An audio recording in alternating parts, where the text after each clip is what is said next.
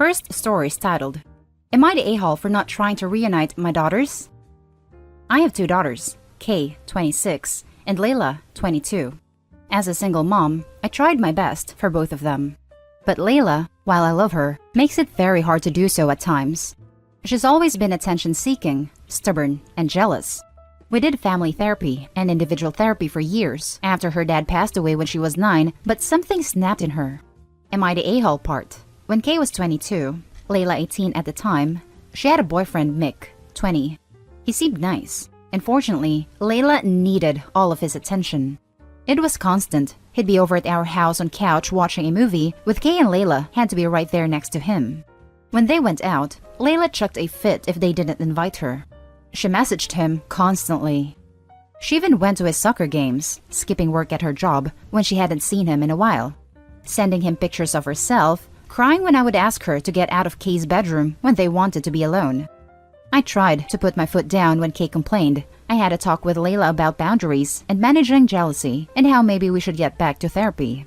She didn't want to listen, and she was cold. She started getting more secretive, and Mick started withdrawing. It was then I walked in on them on the couch when I got home from work. I'll be real, I was not calm. I screamed. The whole neighborhood could probably hear. I banned him from the house. I threw her clothes at her and told her to get to her room. I called Kay and asked her to come home. Mick must have gotten to her before me. She came home a mess. It was one of the worst days of my life after losing my husband, honestly. My daughter was devastated, and it was my other daughter that did it. Once Kay calmed down, she asked me to take her to my mom's house, and I did. When I got back, I went to talk to Layla. She was sobbing, saying I ruined everything, that I hated her, that I was always ruining her life, that they were meant to be together. I held her, despite wanting to scream some sense into her. When the dust settled, we talked. She fought any sort of blame, accusing her sister of abusing Mick, of Kay keeping them apart. As gently as possible, I told her that while Mick is awful, what she did is also terrible. She needed to apologize. She refused. That's not even the half of it, but the relationship has been strained for the past few years. Kay has moved on, and I am close with Kay and his husband, and I'm careful to never talk about Layla and to be respectful of Kay's boundaries. Layla, however, begs for information about Kay, wants me to tell her everything, whines about how it was in the past, how she needs to get over it. I'm kinda, huh? I just told her, what do you expect? You never apologized. What you did was wrong. I love you, but I'm not the one to rebuild this relationship anymore. You're not kids. She didn't like that, and while I feel like I'm respecting Kay's boundaries, even my mom says I need to try harder to reunite them. So, am I the a-hole? Now, for the top comments. Definitely not the a-hole. It's hard to accept that when your children become adults, they have to sort out their own crap. But that's the reality of life. You did everything you could for Layla. You sound like you're a great mother. But you're absolutely right in that you have to allow her to go through the consequences of her own actions. If you try to get involved, you risk your relationship with both of your daughters. Thank you for this. Not the a-hole. Most time, I read these types of stories on Reddit. The mother chooses to take the offending daughter's side, but you did the exact opposite. I applaud you for that. Stick to your guns and ignore your mother. If Layla continues her behavior, I'd suggest just going low contact with her because she's not worth losing your good relationship with Kay. What prompted me to post was reading a similar story to mine where that happened. I can't stand cheating, but I understand my daughter was young. Not young enough to not know any better though. And I do love Layla. I just can't help feeling I've failed them both. You haven't failed them both. In fact, it appears you actually handled the situation splendidly.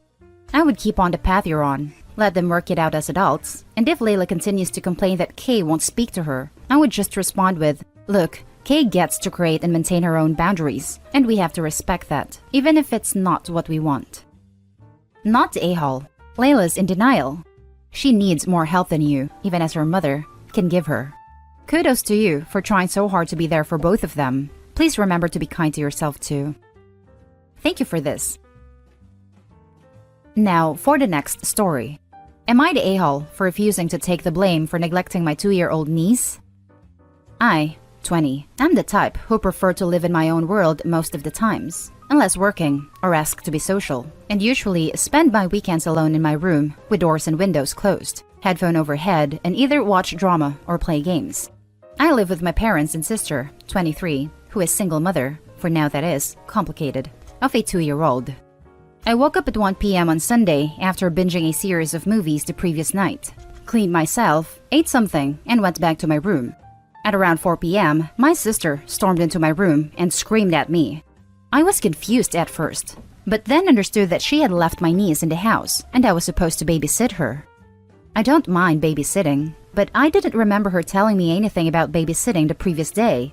She told me to check my phone, and there it was. A text previous night from her telling me that she would be out next morning and asked me to feed and look after my niece till afternoon. I missed it.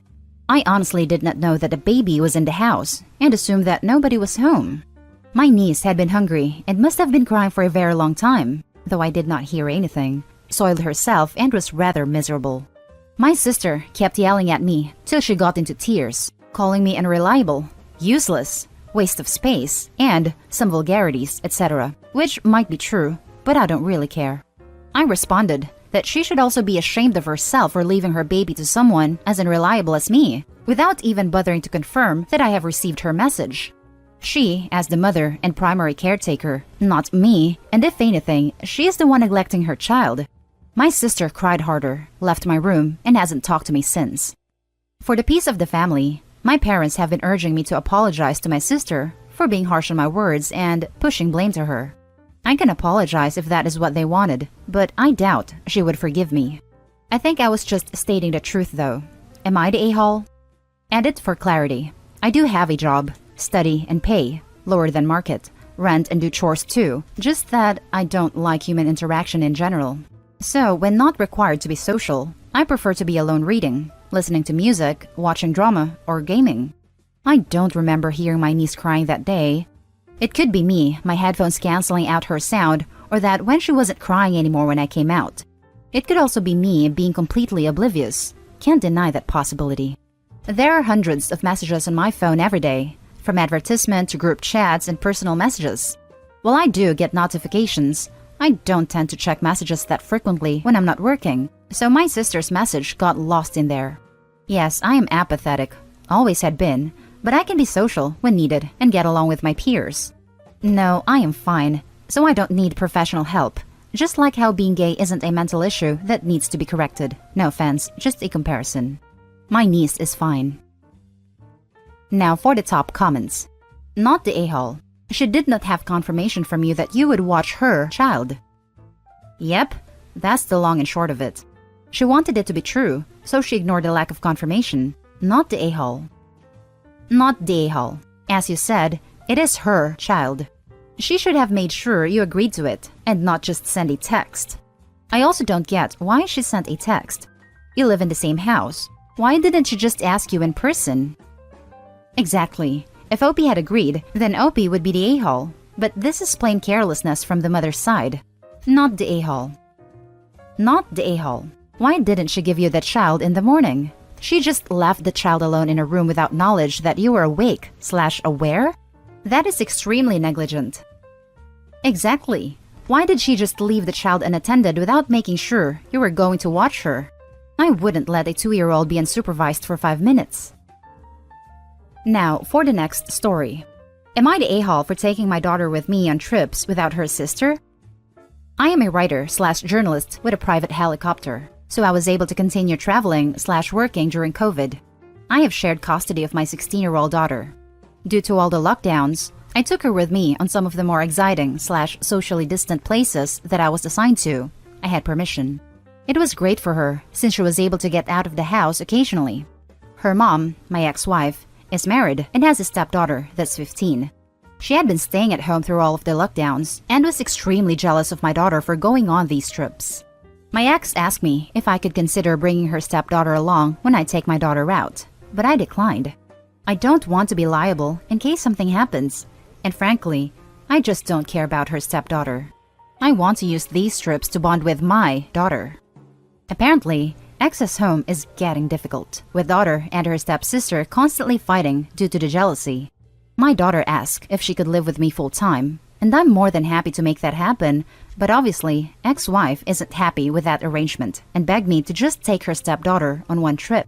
I said no. Daughter doesn't want her to come either. My ex has been quite nasty to me lately, claiming I'm deliberately trying to keep my daughter from getting close with her stepfather/stepsister. But she doesn't really seem all that close to them to begin with. She's been staying with me more and more and going on more of my trips, as her classes are all online, and she really enjoys it. Am I the a-hole for not bringing her stepsister with us on these trips?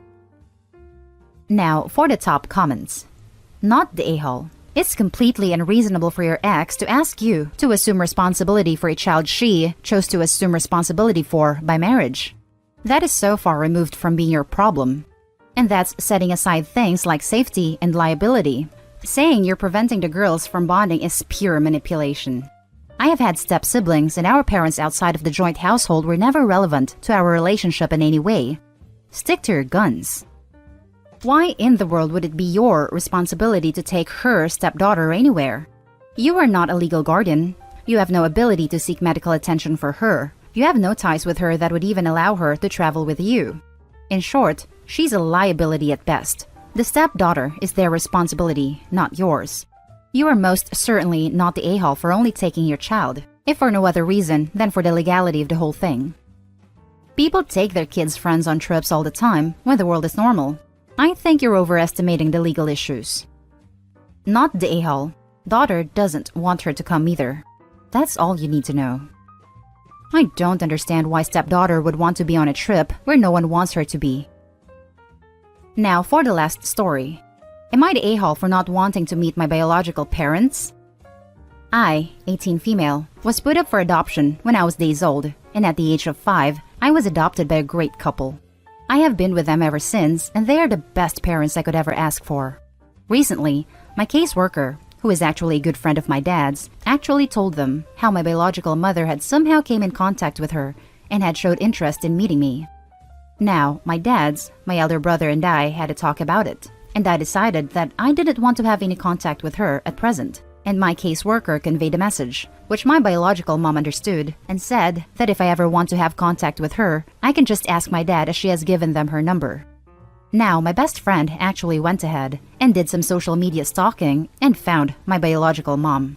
She found that my mom would have been around 15 or 16 when she had me, and that was most likely the reason she gave me up, and I have 2 other half-siblings. I just simply told her that it still doesn't change my decision to not be in contact with her at present. Now she thinks I am an a-hole for not giving her at least one chance, as she had to give me up involuntarily due to the circumstances. Am I the a-hole for not giving my biological mother a chance? Now for the top comments. Not the a-hole. It is your choice only. Not this so-called friend or anyone else. Your friend should mind their own business and support you. The person they actually know. I agree, except this so-called friend. Do you think that no friend should ever give you their opinion and just support you? Because to me, that sounds even worse. I know she didn't ask for opinion, but in such a big matter, it's better to consider it and decide on your own. Not the a-hole, but your friend certainly is. Adopted children meeting with their biological parents is a very personal decision. I know, I've done it. It also doesn't always end well. If you don't want to meet your biological mother, those around you need to respect your decision. You are young. There is plenty of time in the future to meet her if you change your mind someday. The mother of one of my best friends was adopted, and he says that her biological parents are kind of crazy and is not unhappy that he's only met them a few times. Not the a-hole. I mean, the biological mother seemed cool with your decision too, which is decent. She gave you the option and a way to contact her in the future if you're interested. No one should force anyone into something they aren't ready for or don't want to do. And that's the end of this video, folks. As always, leave a comment and hit like and subscribe. And if you want more of this content, turn your notification on to get updated on the latest videos. And I'll catch you in the next one. Stay safe.